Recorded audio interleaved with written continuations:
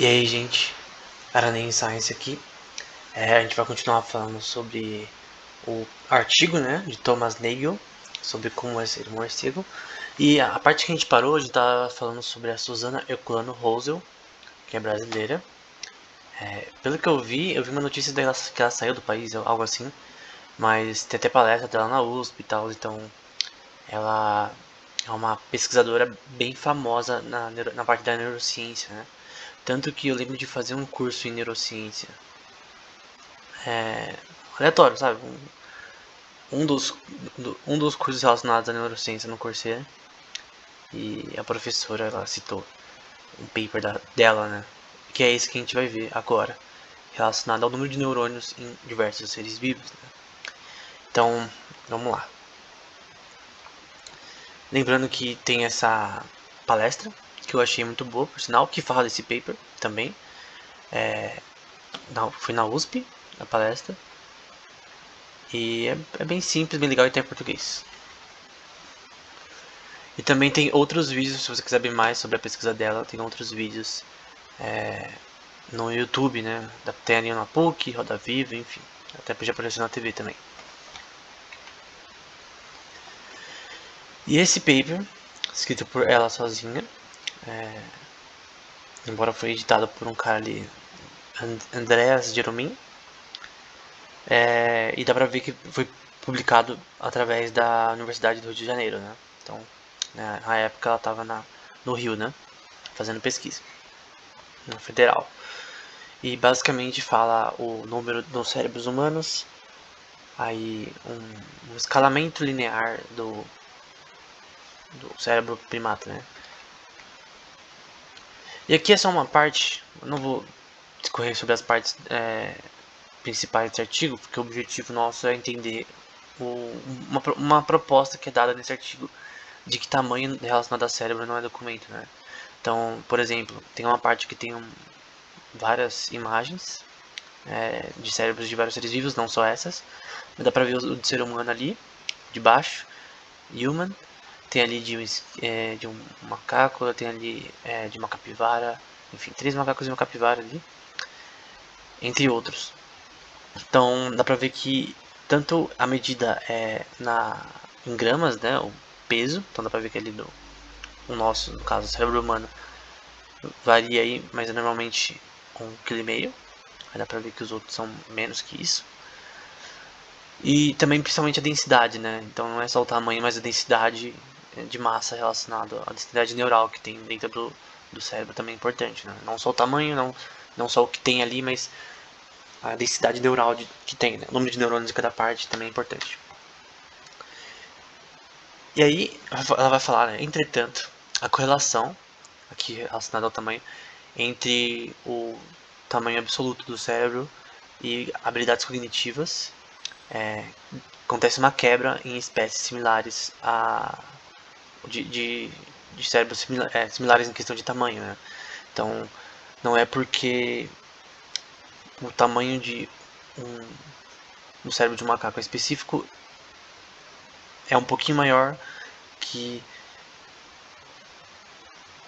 ele é mais inteligente, né? Então, não só na mesma espécie, mas também em outras espécies, né? Não é porque um ser vivo ele tem mais neurônios ou mais um cérebro maior que ele vai ser mais inteligente, que é uma quebra com o que é normalmente pensado na mídia popular, né? Mídia popular você vê em filmes, desenhos, Padrinhos Mágicos, por exemplo, ou o próprio Pink e o Cérebro tem episódios que relacionados a isso, né? Então mostra que quanto mais cérebro, mais inteligente. No próprio, por exemplo, Meninas Superpoderosas também, o Macaco Louco com aquele cérebro gigante, que o cérebro dele cresce, né? Literalmente o chapéu dele cobre o cérebro enorme. Mas a capacidade cerebral não é do tamanho, mas sim a capacidade de integrar a informação, que a gente falou anteriormente. Né? Então, isso aqui é uma coisa bem importante que quebra com um paradigma que era normal pra gente pensar que tamanho fosse documento na parte cerebral. Aí tá escrito ali em cima, né? Porque baleias e elefantes não são mais inteligentes que nós, né? Porque eles têm, né? Esses animais têm essas espécies têm mais neurônios e de certa forma em algumas partes e é maior o cérebro do que nosso, né?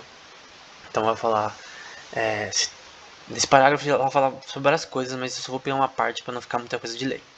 Mas eu recomendo que você leia todo o parágrafo dessa parte aqui. Ela vai falar se relacionado ao cérebro, né? Que no caso de elefantes e baleias, né? Que são 6 vezes maior do que o nosso, né? Que o cérebro humano. Porque nós somos mais inteligentes, né? Porque a nossa capacidade cognitiva é maior, né? É o que tá falando na parte roxa. Aí ela vai falar que na verde, responder essa questão relacionada ao tamanho do cérebro requer uma examinação direta dos números de neurônios que compõem o cérebro humano e de outras espécies. Então, ela poderia dizer, tipo, o cérebro é maior, mas talvez o número de neurônios no cérebro humano é maior. Mas, na verdade, ela vai falar, até principalmente no próximo artigo, também dela, que, na verdade, você vê a densidade neural em cérebro de elefantes e é maior, tem mais. Só que, mesmo assim, ele não é mais inteligente que a gente. Então, é essa a questão. Aí tem essa questão de investigar não só o número de neurônios, mas as conexões entre eles e a capacidade de integrar a informação, de repente, se você crê nessa teoria como uma base para a consciência. Então, por mais que eles tenham cérebros maiores, né? Até porque eles são seres maiores, eles não têm capacidade cognitiva até maior do que outros animais, né? Talvez como golfinhos, enfim, que têm cérebros menores e são obviamente mais inteligentes em questão de vários aspectos que são observáveis, né? Então até no desenho, né? Você lembra do Raj, do acampamento de Slaslo, aí quando eu era pequeno. Com certeza que nem é pequeno agora não assistisse, mas eu gostava bastante. Várias manhãs assistindo esse desenho. E tinha o Raj, né? Que era o mais idiota da turma, né? Então tinha o Laszlo, o Raj e o outro que é um jacarezinho, não sei se é o nome. E o Raj era o mais idiota, enfim. Então, até nos desenhos a gente vê dessa forma, né? Mas, enfim, talvez outros desenhos não, mas só um exemplo simples. Então, dá pra ver como é grande, só falta do Flickr. É nojento, né? Obviamente. Parece tanta coisa, mas dá pra ver que é extremamente maior. Acho que se fosse fazer uma réplica do macaco louco da menina super poderosa, por exemplo, ia ser desse tamanho provavelmente o cérebro. Porque realmente é maior do que. É 5 quilos. Chega a tá. De 4,5 a 5 quilos. Então é 3 vezes maior do que o cérebro humano, né? E uma comparação desse paper sobre grandes cérebros e cognição, né? Onde os elefantes estão. Esse paper que está embaixo, a referência. E dá pra ver ali de um macaco e depois de um ser humano. E depois a representação de tamanho relacionado ao do elefante, né? E dá pra ver onde tá na cabeça do elefante o cérebro. Então, é aquela questão, né? A capacidade cognitiva não é somente pelo tamanho, né? Ela não é o suficiente. Talvez o principal seja a capacidade de aprender, de integrar a informação e conseguir discernir ela, né? Enfim, uma aproximação teológica, né? No caso, Deus fez o ser humano maior do que todos os seres, no sentido que ele tinha que dominar sobre todos os seres, né? E obviamente ter mais inteligência, um nível ao ponto de nós sermos racionais e os animais não, né? Os animais são irracionais, nós somos racionais.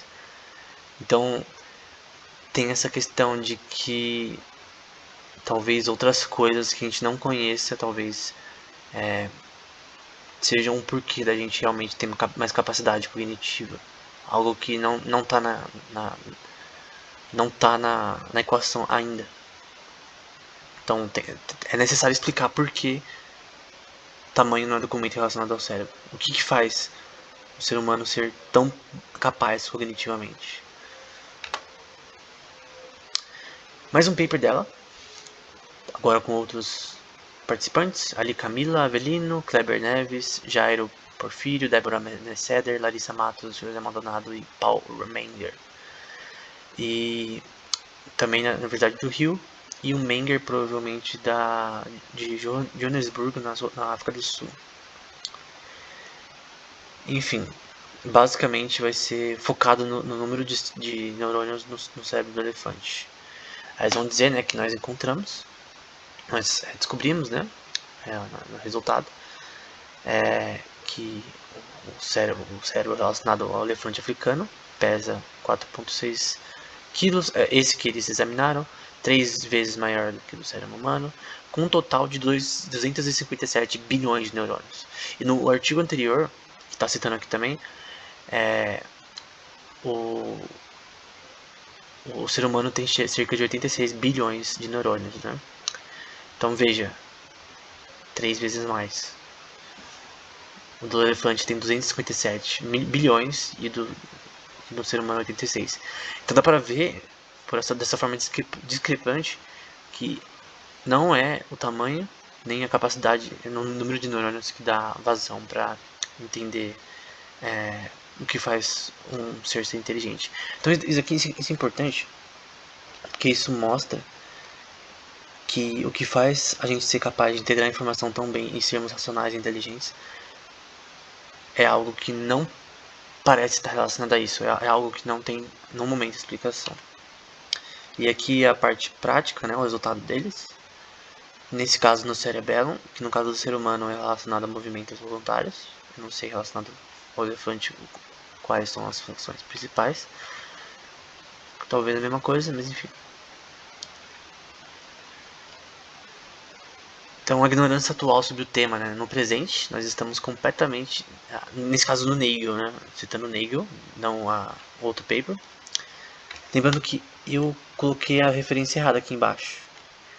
Essa imagem é da referência de baixo, tá?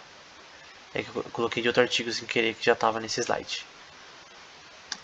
Essa referência embaixo da Herculano e tal, que é desse daqui, é também dessa imagem, tá? Agora, tá certo aqui embaixo do Nagel. No presente, nós estamos completamente não equipados. Nesse caso, em 1974, né? Nos anos 70. Estamos inequipados, e até hoje em dia também, para entender a parte subjetiva do caráter da experiência, né? Relacionada a tentar imaginar, por exemplo, como é ser outro ser vivo, né? Sem ter do ponto de vista experimental. Então, a gente viu nos papers da Herculano em geral, e os outros pesquisadores, relacionados a que a capacidade de integrar informação não é relacionada à quantidade de neurônios, o tamanho do cérebro, ou densidade cerebral, mas é relacionada a outra coisa. Então, a gente precisa entender primeiro o que faz o ser humano ser inteligente na parte racional, por que ele consegue ser capaz de tanta habilidade cognitiva, o que faz isso ser possível e o que faz a experiência ser possível através disso, o que faz a consciência aparecer. Quais são as estruturas genéticas, metabólicas que compõem o que a gente chama de consciência na parte experimental e científica, né? Não só na parte filosófica. Então, no momento a gente está inequipado para fazer isso, né? A gente não tem como fazer isso no momento, a gente não sabe nem por onde começar, essa é a verdade. E qual é a resolução para o problema, na minha opinião, né? É propor formas experimentais e científicas de resolver esse problema.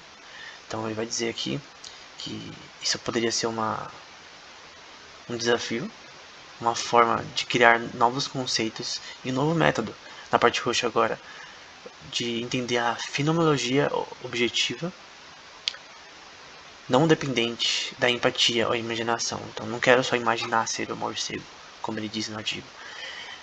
Eu quero entender como que é expressada no cérebro, né, a consciência, né? Como que isso acontece? E aí você pode entrar no problema da corpo, alma e espírito, né? Porque normalmente na parte reducionista é crido, atualmente na parte científica, que o ser humano só tem corpo e é isso. E as estruturas químicas compostas metabólicas que compõem o ser humano, a consciência é só isso, só o corpo, só a mente no caso. No caso, se você pegasse uma teoria mais teológica e filosófica e implementasse isso, a alma e o espírito entrassem nesse componente de tentar, de uma forma antropológica, né, dizer o que é homem, o homem é corpo, o homem é espírito, a gente entra num novo paradigma relacionado ao que é consciência, né? Então, a gente não consegue achar o que produz a consciência porque não é algo que é fisicamente possível de se medir atualmente. Então, talvez, na minha opinião, essa talvez seja a melhor maneira de entender isso. Eu creio que o ser humano é corpo, alma e espírito, da parte teológica, então é impossível. Não é possível sem esses dois componentes, sem entender esses dois componentes, entender a consciência humana. Mas é a parte filosófica e teológica, né, que não tem como provar cientificamente no momento. Então, você que tem que decidir o que você acredita. A parte roxa ali na conclusão, né, mas seja se esse achismo estiver correto, né, não parece ser verdade, né, ou parece ser bem difícil que qualquer teoria da física da mente pode ser contemplada ou ser repensada relacionado ao problema da subjetividade e objetividade, né? Então, subjetividade tem a ver com a parte experiencial da consciência, né? E você não tem como viver o que a outra pessoa vive porque você não é outra pessoa. Você não consegue entrar na mente da pessoa e viver como se fosse ela. Um exemplo simples, Naruto. Não tem a Ino, Naruto, que consegue simplesmente no desenho, né, consegue se teletransportar para a mente da pessoa e ser a pessoa. Você não consegue fazer isso na vida real. Então, você não consegue avaliar isso de forma objetiva, né, o que é a parte da consciência nesse aspecto. Então, na parte vermelha vai falar de outra forma, nós não podemos entender, né, esse problema da mente e corpo sem ter outra perspectiva, né? Então, é necessário alguma forma de conseguir entender na prática como a consciência funciona e tentar finalmente conseguir entender como ela age no cérebro de cada pessoa. Então, resumindo, paper Como Ser um Morcego, do Nagel, falando sobre esse tema na parte da consciência. A questão é como entender como é ser um morcego, né? E também tem essa questão do VR. Então vamos supor que você tem um jogo e você é um morcego que simula a vida de morcego, embora não seja uma experiência total, né? Porque você não vai ser na prática, você não vai ter movimentos ou membros como se fosse o próprio morcego, mas dá uma noção, né? Então você tem lá o VR e o jogo que representa a vida de morcego, né? Então usando o VR você consegue sim ter a experiência de outro, né? De outro ser, de certa forma. Então talvez isso seja uma forma experimental de tentar colocar uma pessoa na mente de outro, né? De uma forma experimental de tentar entender a experiência consciente de outro ser. Mas isso ainda não ajuda a entender como a consciência funciona. Então tem esse jogo chamado Bad Survival, né? É o Bad Simulator, tem no YouTube, que você pode ver. Então é uma forma de fazer isso na prática, né? De você tentar experienciar ser um morcego na prática. É até estranho, né? Que tem um jogo chamado Bad Simulator. Né? Enfim, para resumir, a gente viu que o tamanho do cérebro não é o principal relacionado à inteligência. Então você não pode dizer porque o nosso cérebro é maior ou tem mais neurônios, que é porque por isso que a gente é mais inteligente que o ser vivo. Outro aspecto é que tem a teoria da integração da informação, que se estiver correta a gente pode calcular o nível de consciência de um ser vivo, a capacidade dele de integrar a informação. E qual que é o objetivo? Entender como que o cérebro integra a informação para conseguir processar o que a gente faz, né? Ler, falar, enfim, no geral, ser um ser inteligente. Entender como isso é propagado e funciona na prática é o que vai fazer a gente entender melhor a consciência e aplicar ela experimentalmente em outros temas, né? Como robótica, fazer um robótica cognitiva, enfim. Então esse assunto é bem importante, até para inteligência artificial. Então robótica, inteligência artificial pode se beneficiar bastante desse tema e a neurociência em geral. Então era isso, até o próximo vídeo.